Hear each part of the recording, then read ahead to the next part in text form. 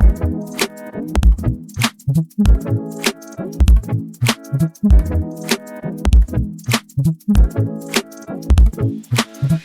everyone, and welcome to Schmindel Schmum Limited, the podcast for reviews, rants, and ramblings about our favorite way to get books, the Kindle Unlimited universe. I'm one of your hosts, Amity. And I'm Lauren. And I'm Steph. And this week we read Playbook by Rebecca Jenshak. But before we get into the book, we're going to update everybody about what we're currently reading. So, Amity, what are you reading? I am reading book 2 in the Off the Hook series that we had started, that we read last time. So it's called Out with the Tide. I just love a good series, and once I know the characters and stuff, and there's a whole family of good guys in this one, so I'm really enjoying it. Lauren? What about you guys? I've been slacking because of the Olympics, so it's been a slow going reading here lately. I feel that. I'm really into the sports thing, so I actually am reading Windy City, the series that Lauren loves, and I'm already on book 3, and I kind of also read it in between reading this book, and they kind of all seem similar, like, or go together. Like, Playbook could be in this series. It could. It could. So I love that series. It is my absolute one of my favorites. So I'm on book 3, but I think I read book 1, which was a football book, and then I read this book, and then it switched book 2. Oh no, book 1 was an hockey, and then it switched over to this book. And then it was NBA. And then it was NBA, and now it's baseball. So I'm really feeling the sports thing right now. Steph really likes the baseball pants. Yeah, exactly. Picturing it. So, all right, so let's get into Playbook. So part of the reason we picked Playbook is because football season's coming. Amity's a big college fan. Yes. I am really into the NFL. Lauren, which one do you prefer, college or NFL? I'm just along for the ride. Oh, okay. You like the snacks. Damn right.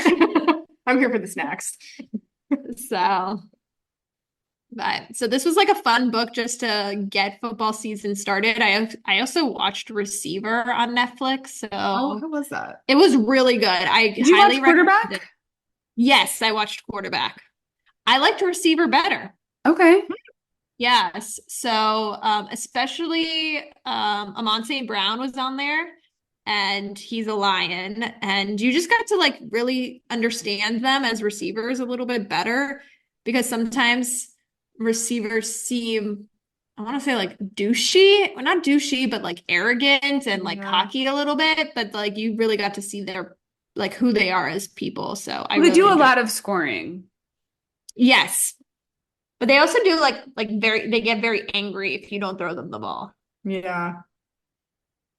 Well, so this show, so this show is able to better understand them. Actually, there's like a hilarious scene where it was the whole class was invited to Davante Adams, and he's a receiver for the Raiders in Las Vegas, and a lot of the parents didn't realize they were going to Davante Adams's house, and so it's like, "Hi, I'm Davante." Like, he's just like introducing himself to all these friends from his like daughter's school. Oh, and they're like, "My God!" And it's just like so humble, and you're just like, "Hey, I'm Davante," and they're like, "We know who you are." We know. That's so funny. The girls had a babysitter once whose mom is famous, and I forgot to give Brian a heads up the first time that she was brought to our house to babysit, like, oh, and this is the mom, and like could potentially be the one driving her daughter over to babysit at our house. And I was upstairs finishing getting ready, and I walked downstairs, and Brian is giving this famous mom the weirdest tour of our house. Like, and here's our laundry room, here's our garage. I'm like, the kitchen, the girls' rooms, how the door works. Like, we don't need to be the full blown, like, and here's the Goodwill pile we were meaning to take. Like, I was like, I'm sorry, I probably should have prefaced that, like, oh, there's a chance that this is who could be at the door. And so I understand sort of where they're coming from, and like, wow, that's Wow. Yeah. I was gonna So drop off at the party, but now I'm certainly staying. yeah, exactly. I'm pretty sure and can you imagine if you're like the person that didn't drop off? Like, I call next time, next birthday Right? party. So, okay, getting into Playbook. So, Playbook is the story of London and Brogan. So, both interesting names. I Mhm. like London. I think that's really cute. London, yeah. And this is actually the second book in this series. I wish I had read the first one because it's got gymnastics. Yeah. Yeah. Amity, did you read the first one?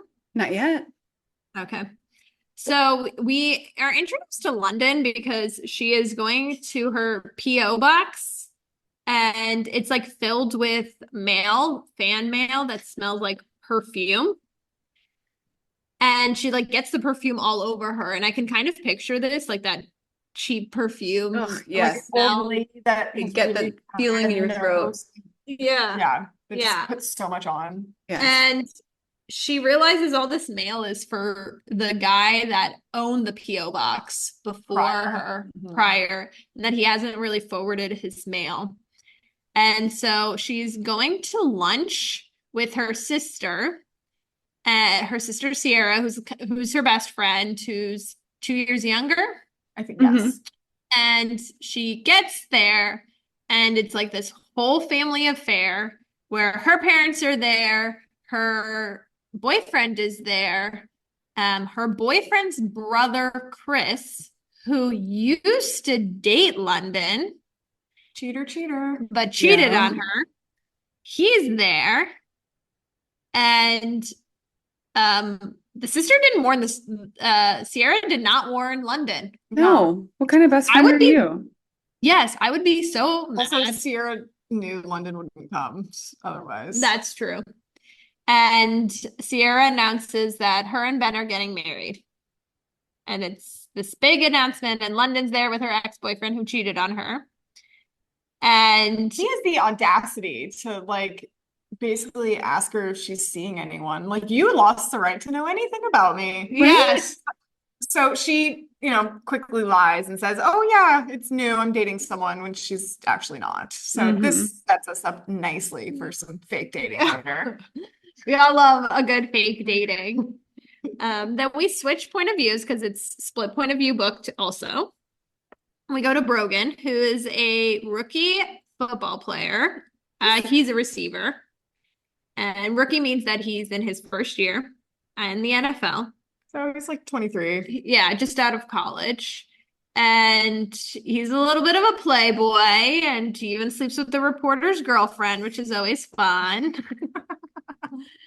And he's playing football with his best friend who he views as a brother, Archer Holland, who we were introduced in the first book is the brother of Knox, who the first book is about. And Archer's mom kind of took Brogan in when he was younger because Brogan really didn't have any family or anything. So yeah. And then Archer, something important, he is hard of hearing, wears hearing aids, and that kind of is a recurring issue throughout the book. Yeah. And they signed to him. Yes, there is ASL throughout the book. Brogan, all of Archer's brothers know ASL. So that's kind of a cool thing. Yeah, some backstory on Brogan. And so we go back to London, who is drinking vodka on a treadmill. Hot mess.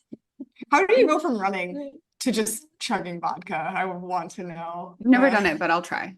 Annie, let us know how it is. I got you. And her roommate, Alec, comes in and is like, "You need to get out of here. We're going to get you out. You should not be drinking vodka straight from the bottle." So dinner and dancing, they do. Yeah. And it was interesting because Alec is her kind of like a playboy, kind of. Yeah. But they're both single, but they just have this like friendship relationship. Kind of like sibling type relationship. So they get to the club and there's like a huge group of big guys and partying. Brogan's there with teammates. he's throwing a going away party for like his first hookup he had when he moved there, Yes. which I thought was interesting. Oh yeah, that was really weird. And then somehow London figures out who Brogan is And approaches him. And tells him off about his P.O. box. And it is fantastic. Yep. So that was a fun experience. And he's kind of like taken aback by her, and also all of his teammates are. I really liked the like relationship type thing that he had with, what's her name? Lindsay, maybe? That like person who's like going away party-ish thing that it was. Like in my mind, at least it said, I don't know, like that he's a nice guy. Like Yeah. they were able to have that, like, yeah, this is nothing. Friendship still, yes. Right, yeah. I that enjoyed that aspect of it. It made me like him as a person right away. Like I think we were supposed to maybe hate him from the beginning, but I didn't. I was like, this is just like a nice guy who's very honest and open about what he wants. Yeah. It set it up nicely so that we're like, oh, you are cute and nice and like a big teddy bear. Yes. I think that's like the best part about like dual point of views is that you're able to be in that person's mind. Mm-hmm. So you're not like, you don't hate them as much. Yeah. Yes. Like if I was in Chris's point of mind, would I have hated him as much as I did? Yeah, he sounds like an ass. Yeah, because he cheated, and that would have had to have been part of, and I didn't hear him apologize for it either. No, he kind of always, he didn't even blame her, but like he just was like, this was how it is. Yeah. So Brogan fixes the mail issue, and here starts letter writing. Because Brogan In cursive. writes a letter in cursive. Yep. And he asks her to dinner, and she says no. He writes another letter. Yeah. And with tickets instead. Yes. A football game. They go back and forth with this letter thing for a while. She enjoys it.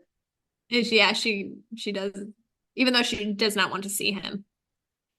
And so she Why goes. does she have a P.O. box? I think it was for her writing. Oh no, for her drawing, for her. Yeah, sorry, for her like illustrations and. Okay. Yeah. I'm like, wait, she like has an address.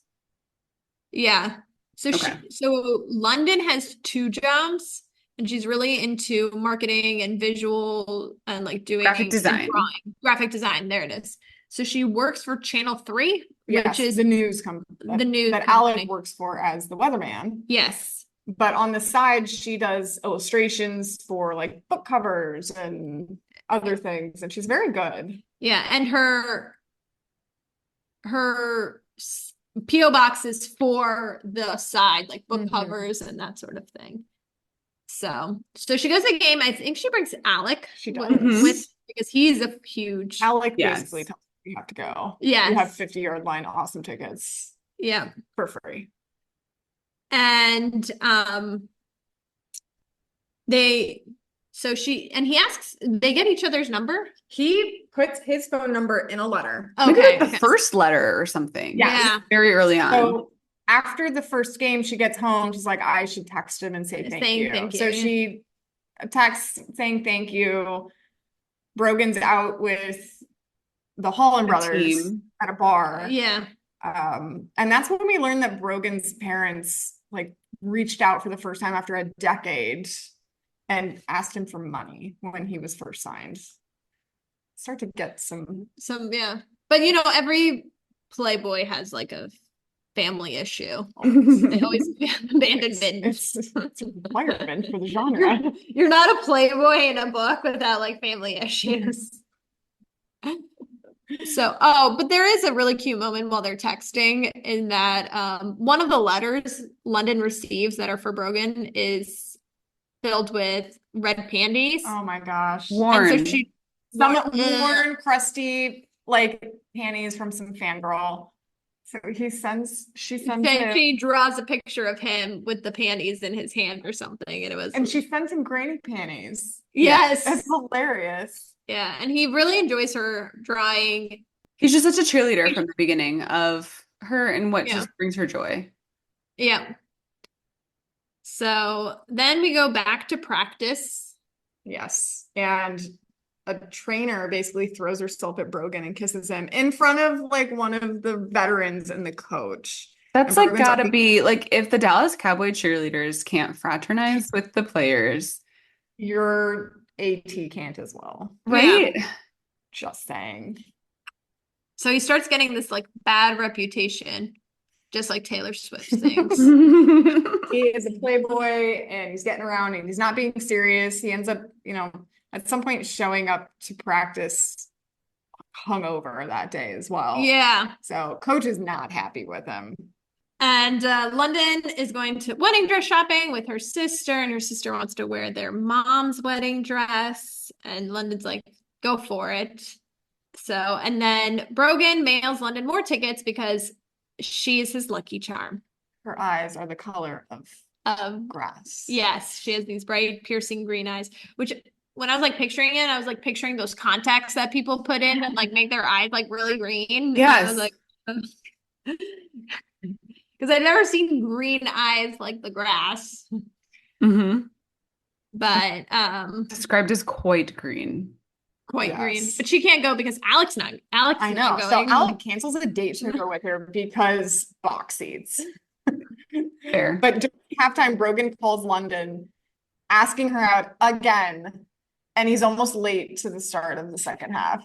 So she finally agrees, like, fine, I'll go on a date with you. Just I'll have a drink with you after the game. Just get back out there. So they go to a bar. And what's the first thing London sees when she walks into this bar? Brogan takes a body shot at the girl's cleavage. And she's like, I'm gonna take a shot and then I'm gonna head out. I love that she ordered it and then was like, he's paying for this.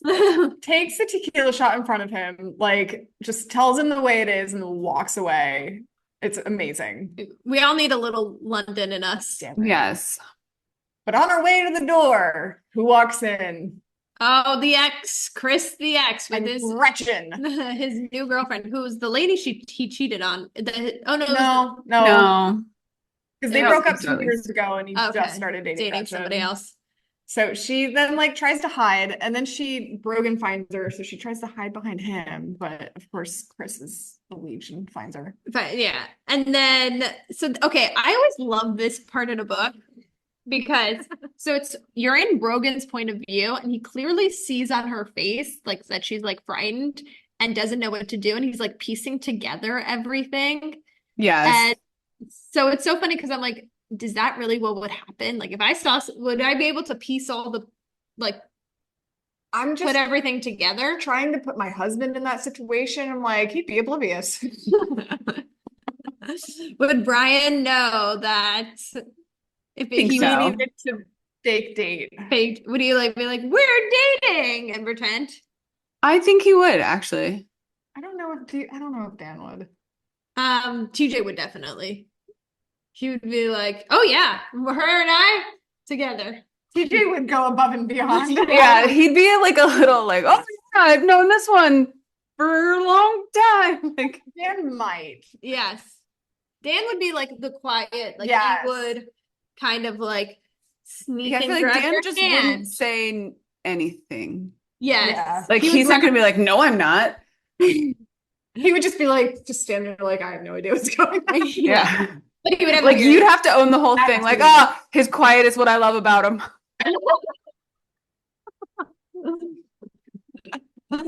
So then they after Chris and Gretchen leave, they sit down and Brogan tries to convince her like, hey, this could be great for both of us. I need my reputation to improve.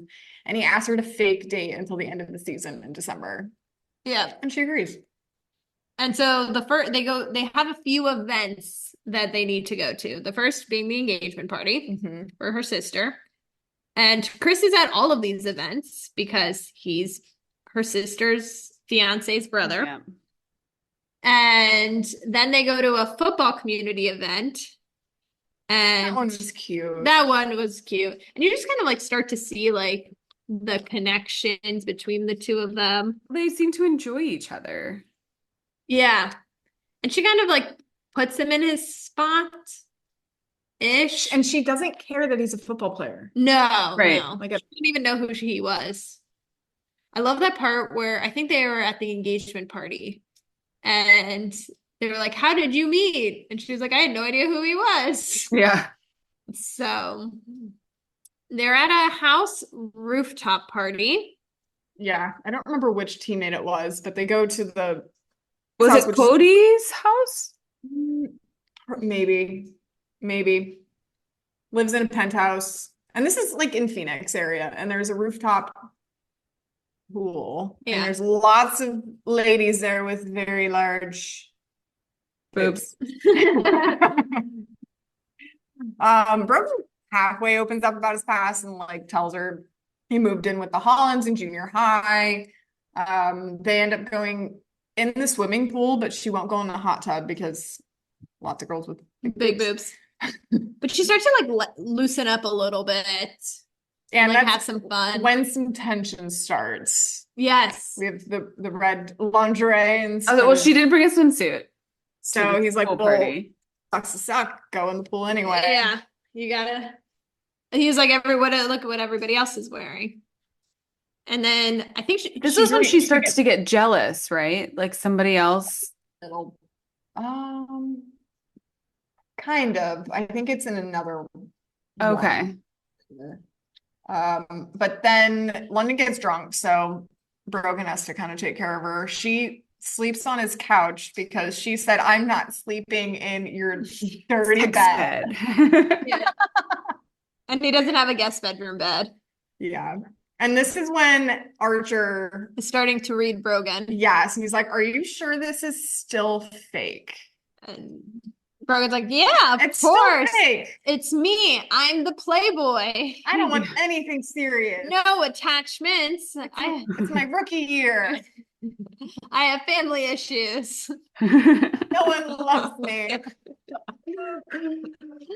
Oh, man. And then we go to London's family pool party because Grandma wants to meet him.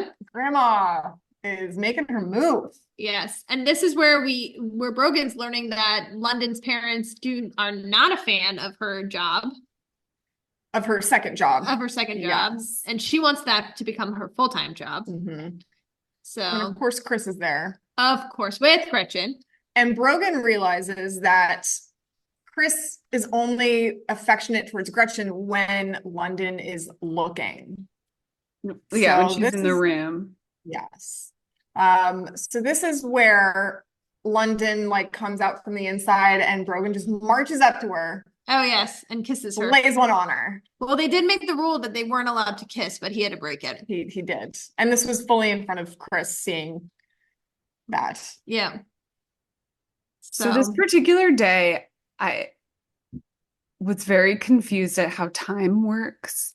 Yeah. Day. He have a football game? Yes, he had a game. And then they went to the pool party and then mattress shopping. And so this is the NFL. So it's a Sunday. Yeah, well, mattress stores open past 6 p.m. on a Sunday. Yeah. Okay, but you have to remember they're in California. True. So they're in Arizona. Or Arizona. So like where it's a 1 o'clock game for us. It is like 10 a.m. there. It's a 10 a.m. game for them. Sure. But so the game is at 10. The game is not over until 1:30. Yeah. Like 1:30. So he is not there till if they live 5 minutes from the stadium. We'll give this 2:30. By 2:30, he's at the parents' house for this beautiful, gorgeous, sprawling pool party, right? With enough room for all of these people and all of this tension and anger. And then, like, is it like a 5:15? Like, well, I guess Mattress World is on the way home. Maybe there's like a 24-hour mattress store open. It seems plausible. Little late night mattress shopping. I think though the mattress is happening because like he was like, let's get out of here. Like I need to go mattress. I had asked her to go furniture shopping beforehand. Yeah. But like things were getting like too awkward at the pool party. Yeah. While they're bed shopping, there is tension. And he thinks that London is mad at him. He's like, I messed everything up. Let's just go back to the way we were. And she's like, no, that's not what's happening. She's like, she's just like the kiss was like those movie theater kisses where like fireworks just exploded above her you hear head. like the music from The Sims. Yeah. And she can't get it out of her head. And so she's like, I want to do it again. So they do. And then they're asked to leave because they're making out with mattresses. I would never be able to walk near that store ever again. To be fair, like how often are you going to a mattress store? Yeah. They then go back to Brogan's where they almost do the deed, but Archer walks in. Oh yeah, because Archer and Brogan live together. Also, I wonder how many, I should like probably Google this, but I wonder how many people like make out on mattresses in mattress shops. There's gotta be a statistic out there. Yeah. I feel like it happens. I feel like it probably happens quite often. I mean, it's there. Yeah. You might as well use it. So this is where we start hearing a little bit more about Brogan, while Amity looks up how many people make out on a mattress. In a store. In a store. So I literally Googled how many people hook up at mattress stores. It's nothing. It's just like an NPR article. Why are there so many mattress stores? 45% of mattresses purchased online, 55% in stores. The Great Mattress Conspiracy. Why are there so many stores? Even like the Reddit searches.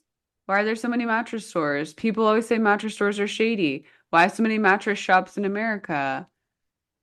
Like, there's nothing about hooking up in a mattress store.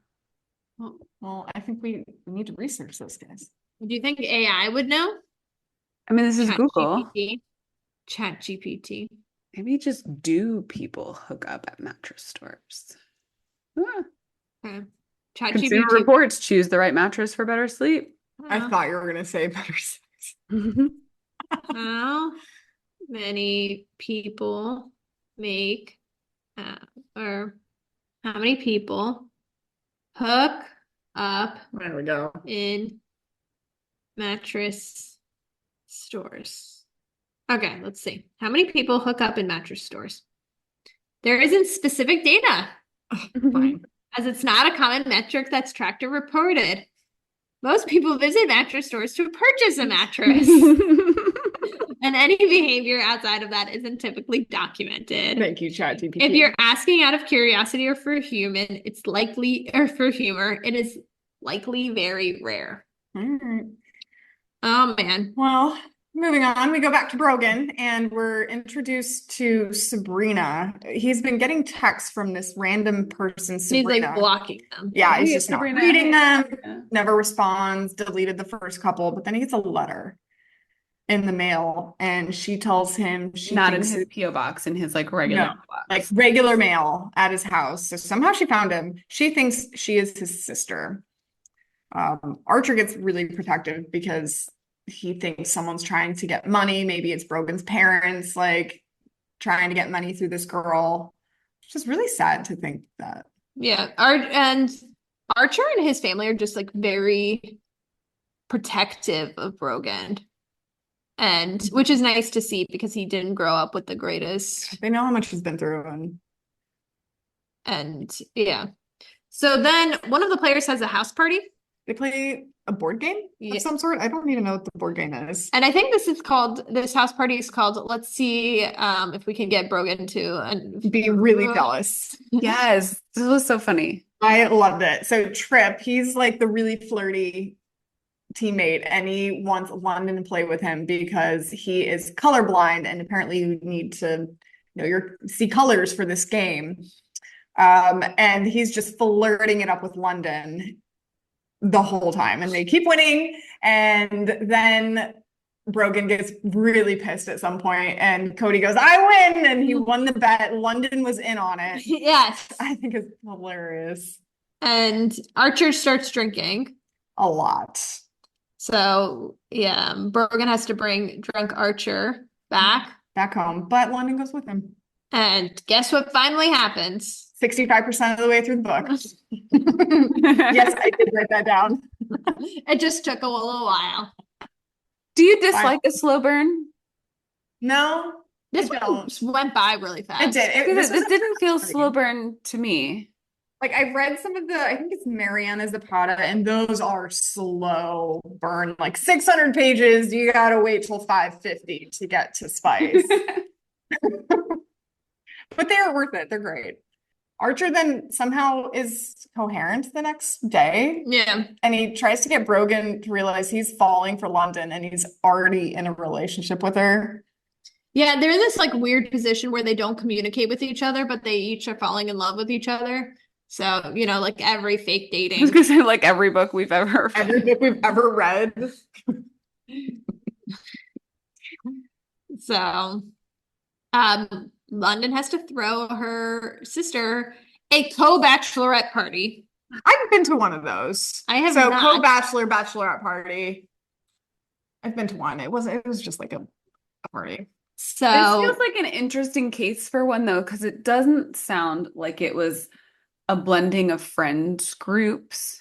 Yeah. Sorry, it sounds like it was a blending of friends groups and not like we've been together for so long, we have the same friends. Like, I feel like it works well when both members of the couple have the same like friends and friend groups. So it's like, yeah, no, we do actually want to hang out with everybody. And also they're like doing the wedding is very short after the engagement. Yeah. I guess maybe they're running out of time. Or is this the author's way of like, let's do another Chris scene? True. Let's throw Chris in there. We need to run into him because she hasn't ran into him for a while, and now she's seen it's time. It's been 100 pages. We haven't seen Chris. Yeah. So London wants everything to be perfect for the bachelorette party, but Brogan says, no, let me take over. I can be responsible for once in my life, so you can have fun. Which is and he proves himself by like he arranged the limo. Yeah, he did without telling anyone. Mm-hmm. Just like limo. It's interesting that Brogan was invited to the bachelor party for. I guess they'll be brothers-in-laws, but like they'd only been dating for a little bit. But it's also Brogan 6, NFL rookie. That is very true. Who keeps catching every touchdown. Catch, yes. And to like, if I feel like to a certain extent, like of course not that they're old because they're not, but I feel like to a certain extent you're inviting this person, like if you get a +1 to the wedding and they're local and you're doing coupled stuff, then like you get a +1. Yeah, that's true. To like the whole thing. That's true. So then they do the deed in the limo. Yeah. Some girls try to hit on Brogan at the bar and London shuts them down. Real fast. And then I feel like that's like a lot of fun and takes great pride in herself while doing that too. Yes. Then Brogan asks her to date for real. And she's been waiting for this because we've been in her mind. Yes. I wasn't expecting this to happen so soon. I thought that was going to be like the end of the book. Is they were very good at communicating with each other. Yeah. Okay, this I thought was weird. So Archer asked Brogan why he hasn't told London the stuff about his family, especially when he's like wanting to take London to go meet all of his brothers. Yeah, but I thought it was weird because like the stuff with his family is like very deep, like childhood trauma, and that's something that like you slowly open up to a person about. Yeah. And not something like, hey, we just started deciding that we're really dating like last night. Let me tell you all of my terrors. Yeah, exactly. But does Archer, who comes from a wonderful family, like understand that like you don't lead with that? Like it's not like in Archer's mind, like the question like, tell me about your mom is really easy to answer. Yeah. So like from his point of view, and again, this is their rookie year. Yeah. Like if they were old college students, they're 23. Yeah. You know what I mean? Like they're not filled with life and knowledge yet. That's true. Like, tell me about your mom. My mom's the best. She's amazing. Tell me about your dad. He's also really great. And I got all these brothers and they're also great. Tell me about your family. Like that's true. Yeah, it's just. And it's not like my parents died or my parents got divorced and I've got this great mom, but a dad who sucks or something. It's like, it sounds like my parents are still together and enjoy each other. They hated me. So sad. Yeah. They win then we move on to Brogan winning another game, and they go to the bar with his teammates, and it's just his teammates and London. Yeah, she's like one of the guys. Yes, and they all love her and everything. But guess who stops by? And it's not Chris. It's not. Brogan's coming back from the bathroom, and a woman stops him, and then they go talk outside. Brogan comes back kind of acting weird, and he gets completely hammered. Yeah. We're not initially told who it is. We just assume it's Sabrina. Yeah.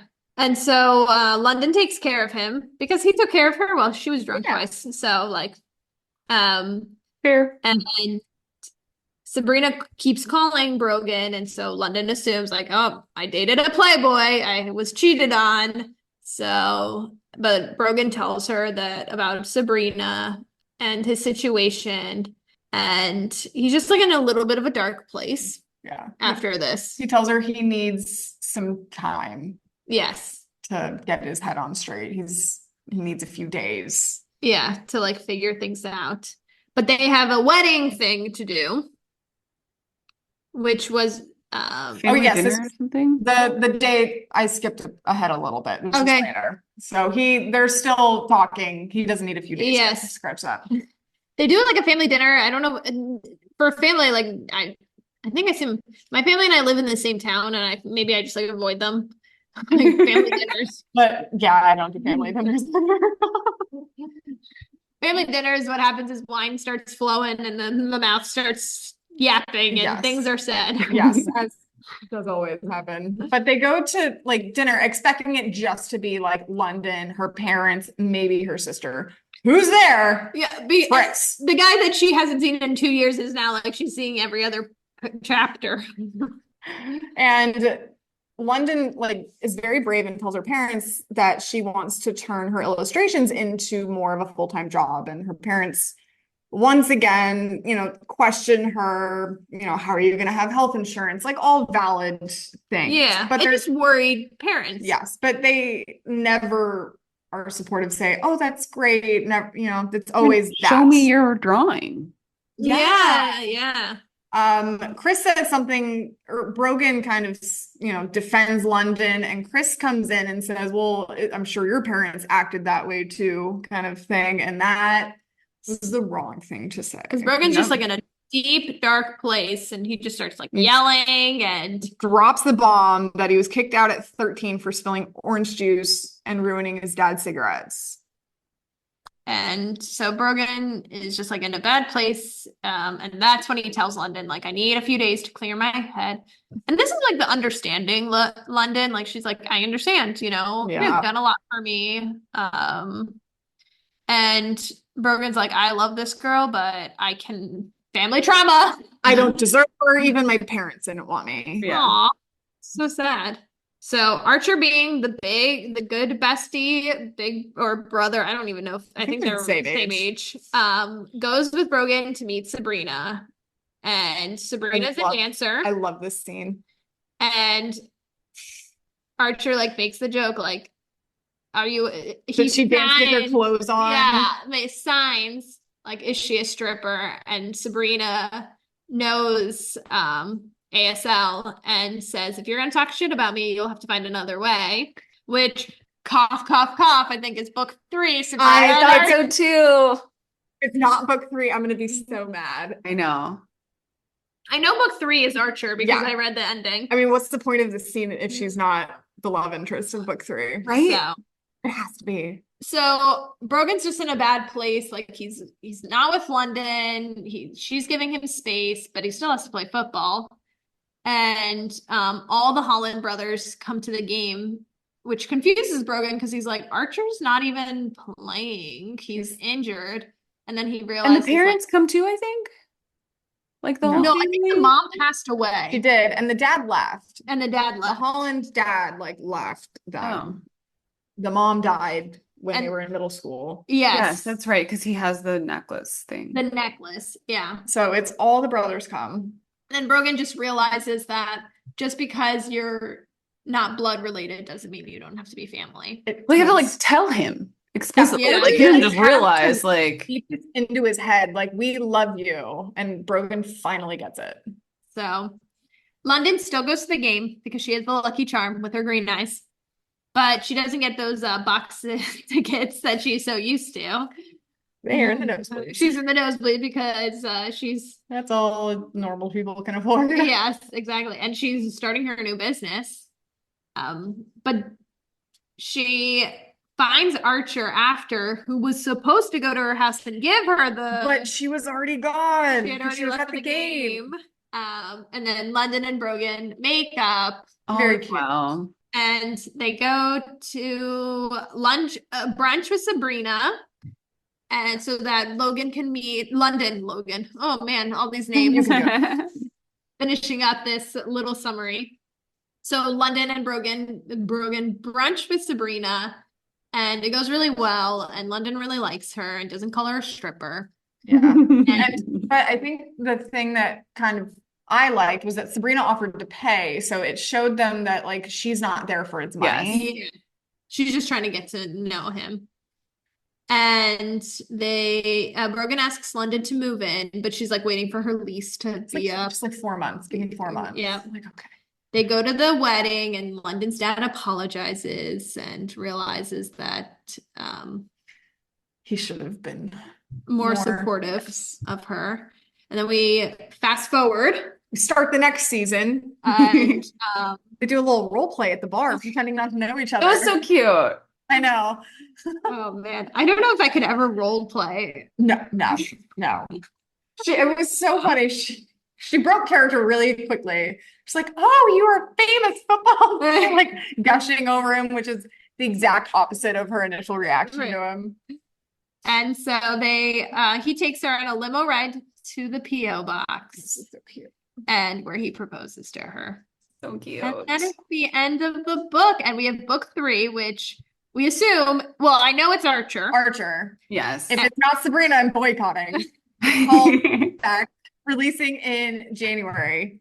The 29th in 2025. Oh, January 2025. So I actually wanted to read that one. Yes. Agreed. I do think it's funny that they just clarify, like, you are a brother, man, and now I'm going to date your sister. Well, we are blood related, but we're family. Brothers. Well, we don't know if the book is about her, but we're just assuming. Again, if it's not, I'm boycotting. It better is. Are you guys going to read the first one before the third one? Probably. Yeah, probably. Yeah, it's a motocross, right? Motocross and gymnastics. Yes, and she goes to the Olympics. Yeah. So nice. I wonder which Olympics it is. Which one did they take place? I don't know. Okay, favorite characters. I'm gonna go with Alec. I thought he was hilarious. Yeah, I thought, and he like really pulled her out of her shell, and he was a really good friend. I really liked Archer. Oh, that's a good one. Yeah. I liked Archer. I also liked, was it Cody, who was like the older brother person on the team? Like, yes. I really enjoyed the role the team played in helping Brogan make good choices. So some themes and tropes that we have: found family, fake dating, everyone's favorite, pen pals, letter writing, football, secret sister. Anything else? I'm trying to think. Mattress stores. No. Mattress stores. Yes. We didn't have a one bed trope. Sorry, guys. We had a mattress store trope. Too many beds. Too many beds. Family trauma. Playboy. Yeah. Oh, yes. Reformed Playboy. So, okay. Our question of the book. Which NFL player are you guys dating? I'm going to go with my first answer. I'm going to say Jason Kelce, but only to get to Kylie.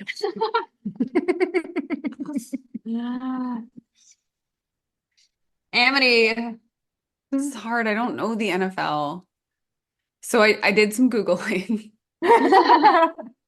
And Matt Prater is an age appropriate for me UCF alum who's currently an NFL player, and he's a kicker, so it's like not super dangerous.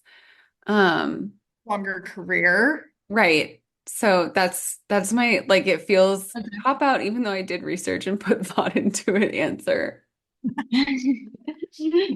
I'm going Jimmy G. I've had the biggest crush on him since he's been part of the football team, since he started the NFL, even though he's a backup quarterback. And I don't find him the best quarterback. He is very good looking. I think backup quarterback is a great person to date.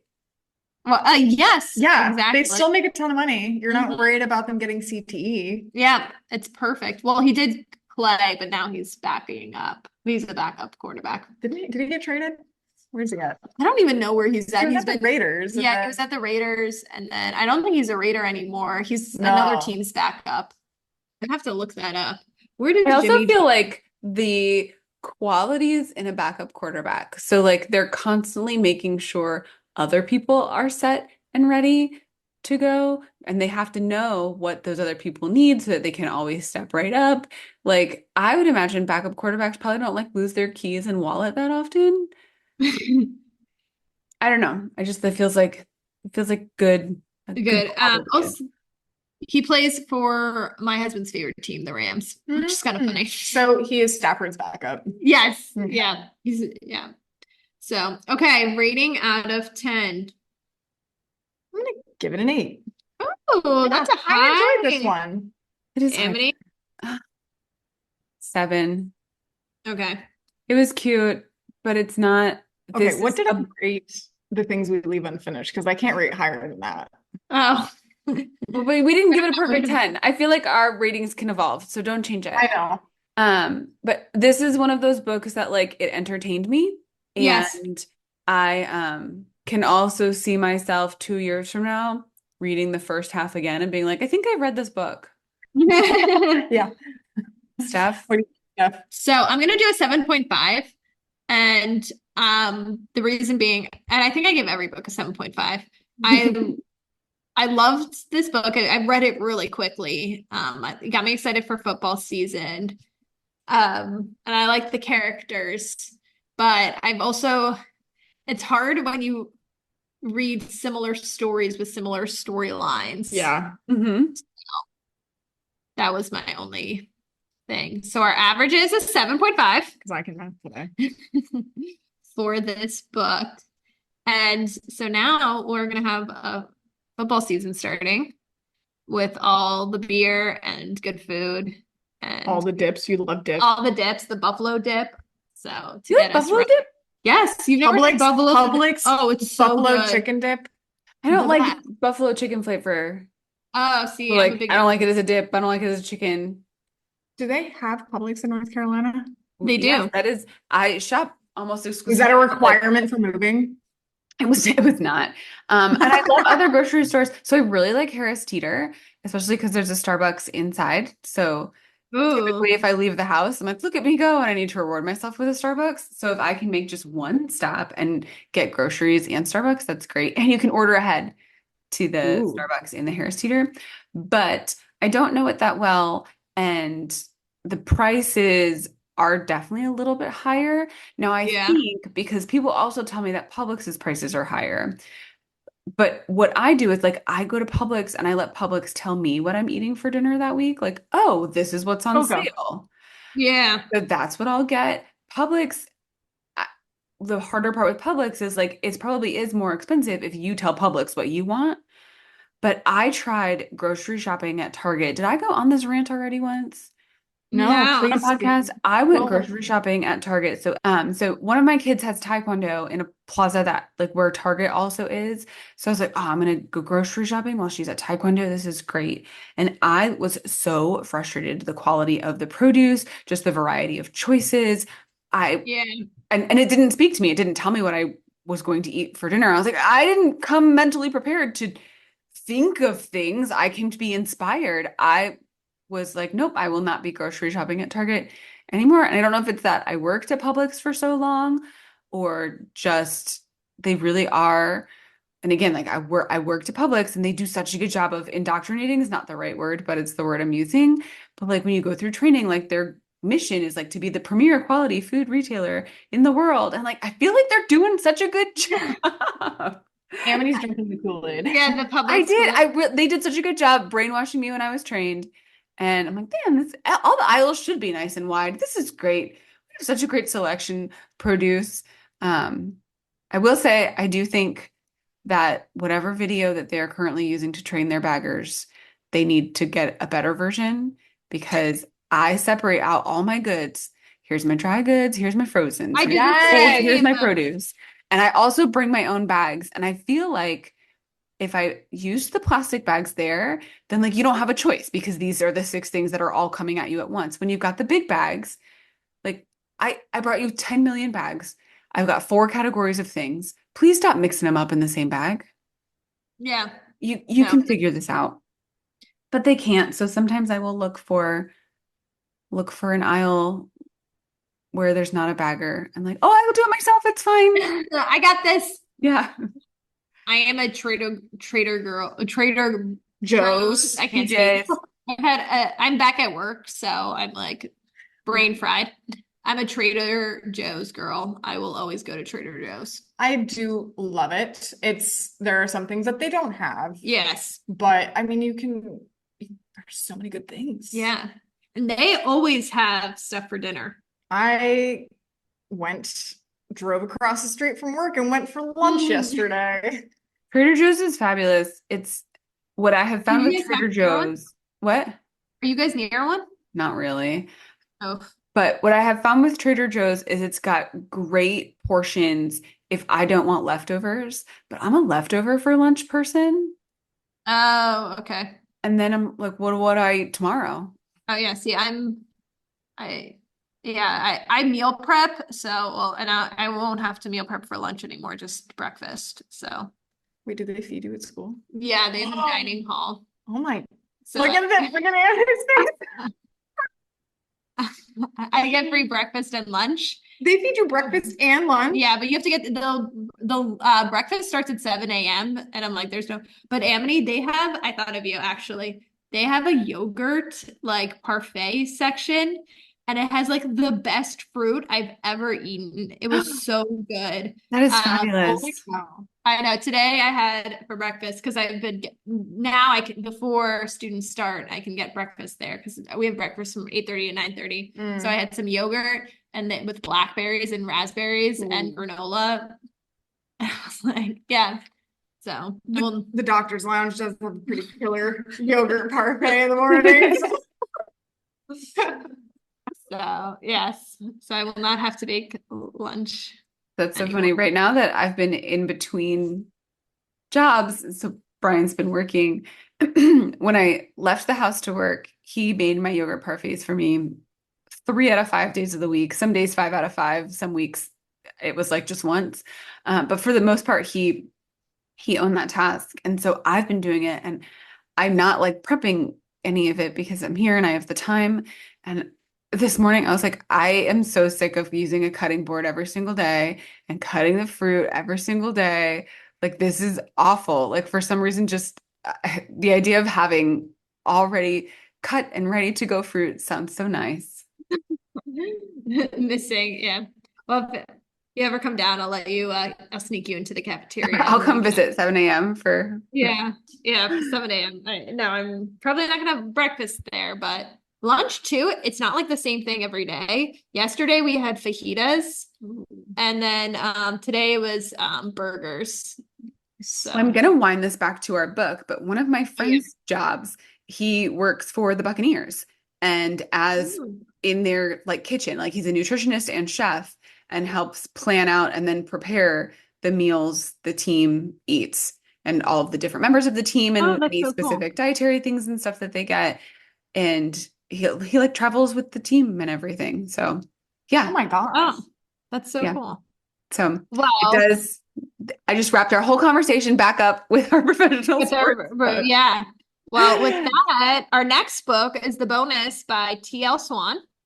I'm excited. I love her books. Yes. I don't think I probably have read a few of her books. I'd have to go sure you have. Miles High, Amity. Do you remember that series? Yes. Oh, yes. We talked about this. Yes. So not to be confused with Mile High. And that's what the one I got. We were confused about it because she kept talking about sports, and I was like, no, they're billionaires. Yes. So that will be our next book. Awesome. Well, go ahead and join us for the bonus by TL Swan. And thanks for joining us on this particular episode and for listening to our reviews, rants, and ramblings. Remember, if you also read this book and review it on Amazon or Goodreads or wherever you're reviewing books, please include that Schmindel Schmud Limited sent you. And if you wouldn't mind a quick review on your podcast platform, we would be forever grateful. Have a great weekish, and we can't wait to read, review, rant, and ramble about the next book with you. Bye.